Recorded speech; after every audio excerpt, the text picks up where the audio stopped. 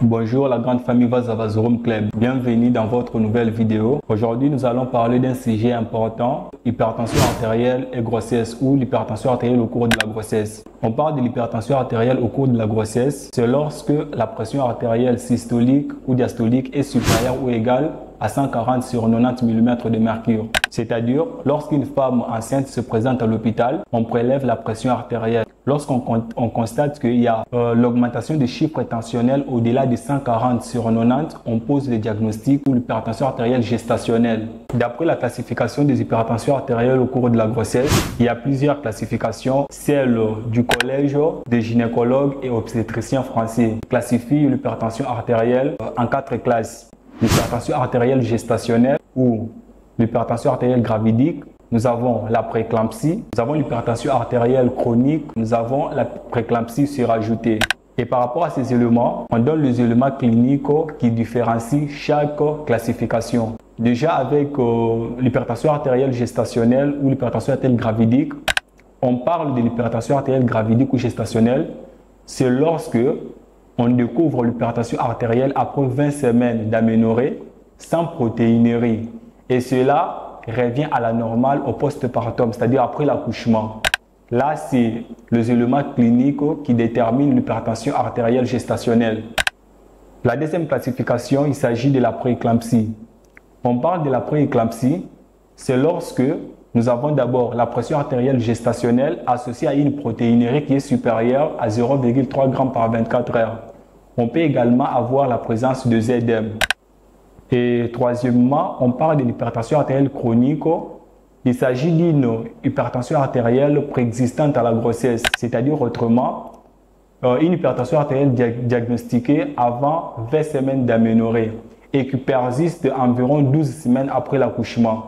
Et pour terminer avec la quatrième classification, à parler de la prééclampsie surajoutée, c'est lorsque nous avons la présence d'une protéinérie supérieure à 0,3 g par 24 heures et dans un contexte d'une hypertension artérielle chronique.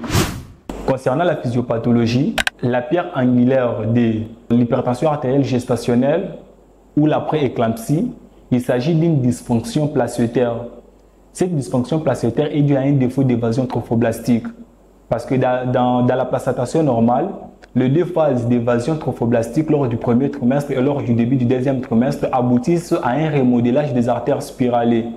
Les artères spiralées, ce sont des artères qui irriguent la couche fonctionnelle de l'endomètre. Et la couche basale est irriguée par les artères droites. Nous connaissons tous que lors de la fécondation aboutit à la formation d'un œuf appelé le zygote qui va continuer à assurer en premier temps la segmentation. Cette segmentation sera caractérisée par deux éléments. On va parler de l'inégalité et on dira que cette segmentation est asynchrone ainsi qu'inégale.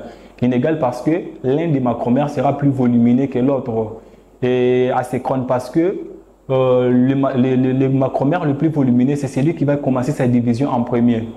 Et lors du développement, lors de la segmentation, on va remarquer qu'il y aura un phénomène qui va se développer en fait, au sein de notre cellule, de notre zygote qui est formé. Les cellules géantes ou les macromères, les cellules géantes ou les macromères vont se regrouper au centre pour former ce qu'on appelle le bouton embryonnaire. Et les petites cellules vont se mettre en périphérie pour former ce qu'on appelle les trophoblastes. La division des trophoblastes sera plus rapide que par rapport à celle du bouton embryonnaire. En ce moment-là, il va se passer. Il va faire à ce que les deux ensembles cellulaires vont se séparer. C'est au même moment que la zone pellucide est déchirée et l'œuf est limité en périphérie que par le trophoblaste. Le trophoblaste va se différencier pour donner les syncytiotrophoblastes et les cytotrophoblastes. Les syncytiotrophoblastes ont une capacité de lyse endométriaux grâce aux enzymes protéolytiques. Ils vont assurer l'évasion, le premier évasion trophoblastique. C'est cette évasion-là qui va assurer l'anidation de l'œuf de l'endomètre. Et puis, la deuxième évasion va se faire. Cette évasion viendra lors du deuxième trimestre, au début du deuxième trimestre. Cette évasion se fera précisément au niveau des artères spiralées. C'est pourquoi je dis qu'on va parler, ces deux évasions aboutissent à un remodelage des artères spiralées. Ce qui va se faire est que les cytotrophoblastes, lorsque les cytotrophoblastes assurent cette évasion, il entraîne avec lui les cytotrophoblastes. Et les cytotrophoblastes va aller remplacer les artères spiralées jusqu'au niveau de leur tiers inférieur du myomètre. Ils seront remplacés par les artères spiralées. Ils vont libérer des enzymes qu'on appelle les métalloprotéases. Ces métalloprotéases, ce sont eux qui vont permettre de détruire l'endothélium des artères spiralées pour qu'il soit remplacé par le cytotrophoblaste. Et ces remplacements fera que les artères spiralées deviendront insensibles aux substances vasoactives et cela va vont plutôt assurer la vascularisation hétéroplacétaire. Donc la perfusion hétéroplacétaire sera assurée. Ce qu'on constate dans la prééclampsie est qu'il y a un défaut d'évasion trophoblastique. Il y a un défaut de remodélage des artères spiralées. Il y a également, cela est associé à une diminution de la circulation hétéroplacétaire, donc hypoperfusion. Et cette hypoperfusion va entraîner comme conséquence une ischémie placétaire. Et cette ischémie placétaire sera responsable de plusieurs réactions dans l'organisme. Cette dysfonction peut être responsable des éléments comme un retard de croissance intra-utérin, une mort fœtale in utero, responsable d'un stress oxydatif, et il y aura également une réaction inflammatoire systémique et une altération de l'endothélium maternel. Donc ce sont ces éléments-là qui vont expliquer plusieurs complications comme le HELLP syndrome, comme l'éclampsie, comme coagulopathie de consommation. Donc toutes ces pathologies-là seront expliquées par rapport à ces éléments. Donc c'était ça en fait la physiopathologie basée sur la prééclampsie ou sur la survenue de la prééclampsie et sur la survenue de l'hypertension artérielle gestationnelle. Il y en a plusieurs, mais donc parmi les facteurs, nous avons l'hypertension artérielle.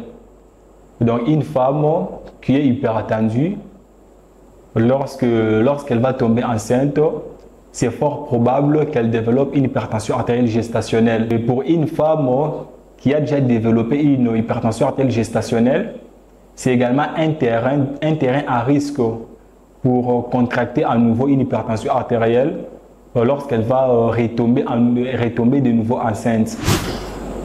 Par rapport aux complications de l'hypertension artérielle gestationnelle ou de la prééclampsie, nous avons les complications liées à la mère et les complications néonatales liées au fœtus. Par rapport aux complications liées à la mère, on peut avoir le HELLP syndrome. Donc là, c'est l'atteinte hépatique. On peut avoir le HELLP syndrome. Et à part le HELLP syndrome, on peut avoir l'éclampsie. L'éclampsie qui est caractérisée par des crises convulsives. Et à part l'éclampsie, on peut avoir la DPPNI, donc l'hématome rétroplacétaire.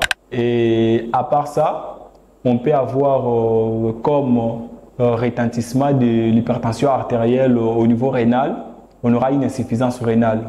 Et les complications liées au fœtus, on peut avoir un retard de croissance intra-utérin, mort fœtale intra-utérin, MIO.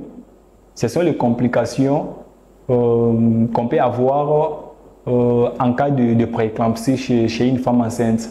Et par rapport au traitement concernant l'hypertension artérielle gestationnelle ou la prééclampsie, déjà, lorsqu'on a diagnostiqué la prééclampsie ou l'hypertension artérielle gestationnelle chez la femme, après la naissance, c'est-à-dire au post-partum, il y aura déjà levé de la pression artérielle, c'est-à-dire la pression artérielle va revenir dans la normale, les chiffres tensionnels vont diminuer pour revenir dans la normale.